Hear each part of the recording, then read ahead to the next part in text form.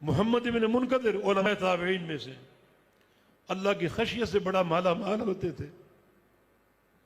جب کوئی حدیث پڑھتے تو قال رسول اللہ کہتے ہی رو پڑتے،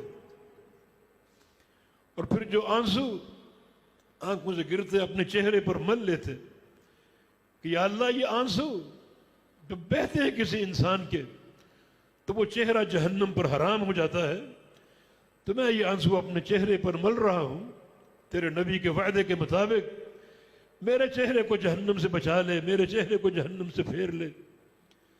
اپنا قصہ خود ہی بیان کرتے ہیں کہ میں مدینہ کی مسجد میں رات کو پہنچا، اندھیرا تھا، ایک شخص آیا، اس نے دعا کی. معاملہ یہ تھا کہ مدینہ منورہ میں بارش نہیں ہو رہی تھی، حتیٰ کہ وقت کے حاکم نے لوگوں کو جمع کیا کہ بارش کی دعا کرتے ہیں، نماز استسقاء ادا کرتے ہیں. لوگوں نے بڑے الہا سے دعائیں کی مگر بارش نہیں برسی.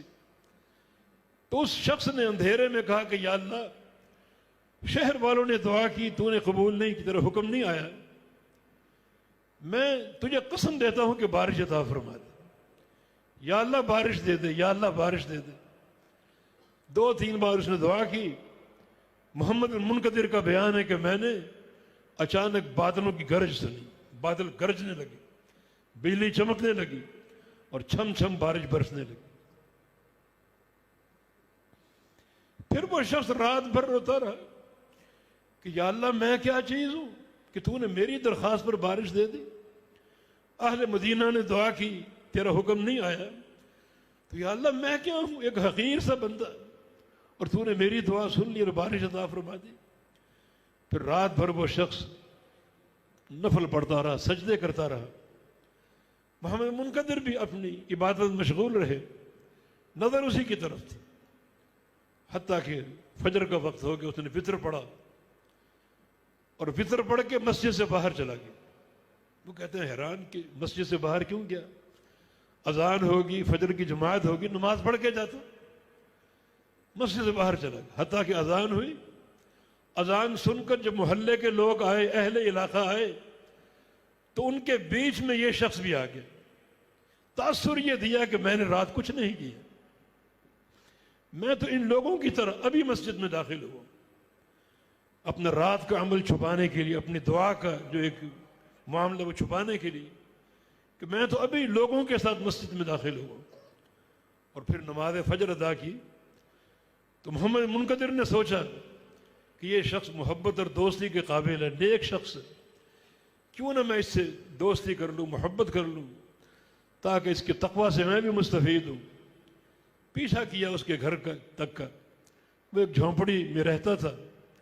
اگلے دن میں پہنچ گیا سورج نکلنے کے بعد اور اپنا تعارف کرایا. وہ جب گھر میں داخل ہوا اس کی جھونپڑی میں، تو جو ایک ساز و سامان رکھا ہوا تھا اس سے میں نے اندازہ کیا کہ یہ موچی ہے، جوتوں کا کام کرتا ہے، لوگوں کے جوتے سیتا ہے. تو مجھے دیکھتے ہی پوچھتا ہے کیا بات ہے، آپ نے جوتا سلوانا ہے؟ کہا کہ نہیں، میں تم سے محبت اور دوستی کرنے آیا ہوں.